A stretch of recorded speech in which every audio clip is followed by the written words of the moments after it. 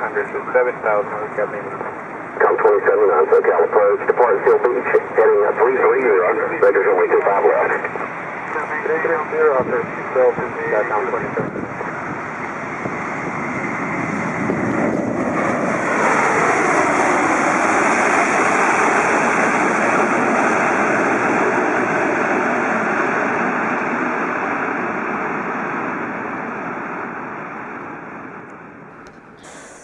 Okay, as promised, a quick trip report on the first flight of the 777 Boeing aircraft on the recent trip from LA to London and back. Because remember, all my previous training up to this point has all been in the simulator, so the first time you fly the actual airplane is on a revenue flight. So of course, as usual, I found the airplane much easier to fly than the simulator itself, and that's by design. Simulators are designed to be inherently more unstable than the actual airplane so that you can sharpen up your flying skills.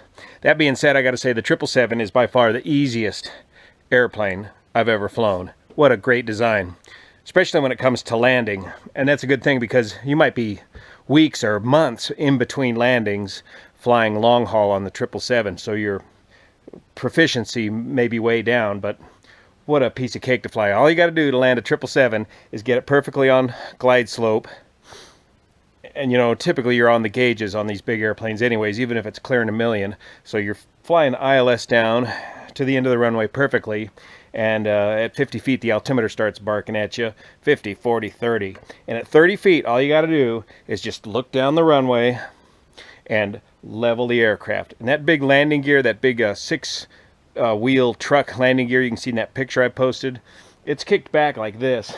So you just come down and level off, and that bottom set of trucks or wheels just rolls on the runway, sets down so nicely you don't even know you're on the ground. The finest suspension and landing gear on any airplane I've ever landed.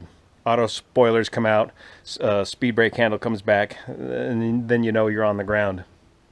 Auto brakes get you stopped in no time at all.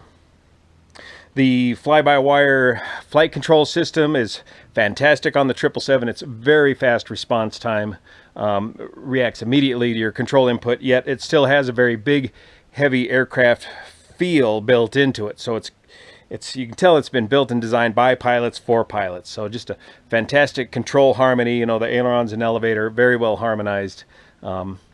Great set of controls on the 777. All that being said, long-haul international flying is like flying for a completely different airline, completely different than domestic short-haul flying. It's a whole different operation, whole different mindset. It's a real giant production to get these big aircraft off the gate and onto their destination. A lot of manpower goes behind each flight to make those things happen. The trip to London, 10 hours, we broke it up in half. How do you manage your time and your rest? That's always a challenge. In this trip, we worked for the first 4 hours, then took a break for the next 4 hours. Great crew rest facility, real comfortable, cozy, quiet place for the crew to sleep. If you can sleep on the airplane, that's still a challenge. Landed beautiful trip into London. You do the descent right over the city of London. A nice steady constant rate of descent, minimum noise.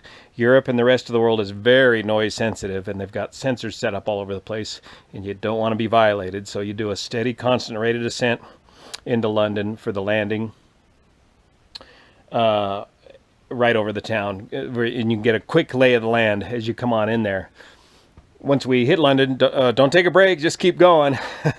It's about 11 o'clock. We left at 5 o'clock in the evening in LA. It was about 9 or 10 in the morning by the time we got to London. Get to the hotel and get on the tube, head downtown, take one of the London walks. Stand by, let me get you a brochure here.